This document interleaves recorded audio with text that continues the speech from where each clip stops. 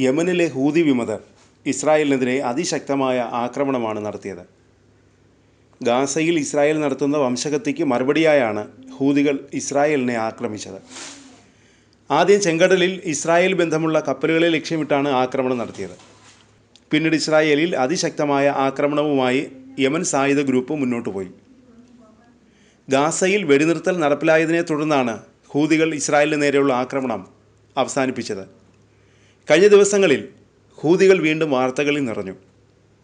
5 ഐക്യരാഷ്ട്ര സംഘടനാ ജീവനക്കാരെ ഹൂതികൾ ബന്ദികളാക്കിയെന്നായിരുന്നു വാർത്ത.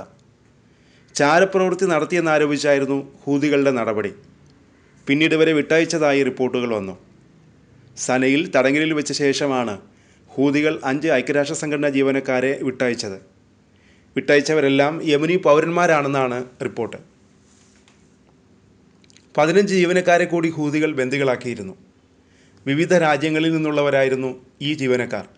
എന്നാൽ ഇവരെ ഐക്യരാഷ്ട്ര സംഘടനയുടെ ഓഫീസിൽ പ്രവർത്തിക്കാൻ അനുവദിച്ചതായും പിന്നീട് റിപ്പോർട്ടുകൾ വന്നു. അതിനിടെ ഇസ്രായേലിന് വേണ്ടി ചാരവൃത്തി നടത്തിയെന്നാരോപിച്ച് ഹൂതി വിമതർ 3 ഐക്യരാഷ്ട്രസഭാ ജീവനക്കാരെ കൂടി കസ്റ്റഡിയിലെടുത്തു. സനായിലെ അവരുടെ വീടുകളിൽ നിന്നാണ് ജീവനക്കാരെ പിടികൂടിയത്.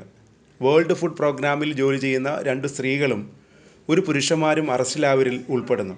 അന്താരാഷ്ട്ര ഏജൻസികളിൽ ഉൾപ്പെടുത്തിയിട്ടുള്ള ഇസ്രായേലുമായി സഹകരിക്കുന്നവരുടെ പട്ടിക ഇവരുടെ കൈവശമുണ്ടെന്നാണ് ഹൂതി സുരക്ഷാ വിഭാഗം അവകാശപ്പെട്ടത്. കഴിഞ്ഞയാഴ്ച UN കോമ്പൗണ്ടിൽ നടന്ന റെയ്ഡിനെ തുടർന്നാണ് ഈ നീക്കം. 2 സ്ത്രീകളിൽ ഒരാൾ അകാല പ്രസവത്തെ തുടർന്ന് ഗുരുതരാവസ്ഥയിലായെന്നും പ്രസവത്തിൽ കുഞ്ഞ് മരിച്ചെന്നും ഒരു ഉദ്യോഗസ്ഥൻ പറഞ്ഞു.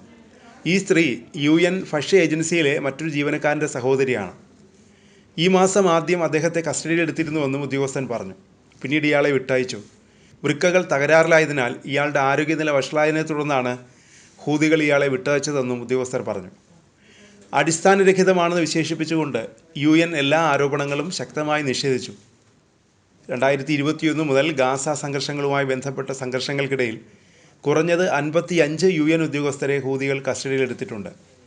ജനുവരിയിൽ 8 ജീവനക്കാരെ കസ്റ്റഡിയിലെടുത്തതിനെ തുടർന്ന് വടക്കൻ യമനിലെ സാദാ പ്രവിശ്യയിലെ പ്രവർത്തനങ്ങൾ താൽക്കാലികമായി നിർത്തിവയ്ക്കാൻ UN നിർബന്ധിതമായിരുന്നു. യമനിലെ തങ്ങളുടെ ഉന്നത ഉദ്യോഗസ്ഥനെ സനയിൽ നിന്ന് അന്താരാഷ്ട്ര അംഗീകാരമുള്ള സർക്കാരിൻ്റെ ആസ്ഥാനമായി പ്രവർത്തിക്കുന്ന യമനിലെ തീരദേശ നഗരമായ ഏദനിലേക്ക് UN സ്ഥലം മാറ്റി.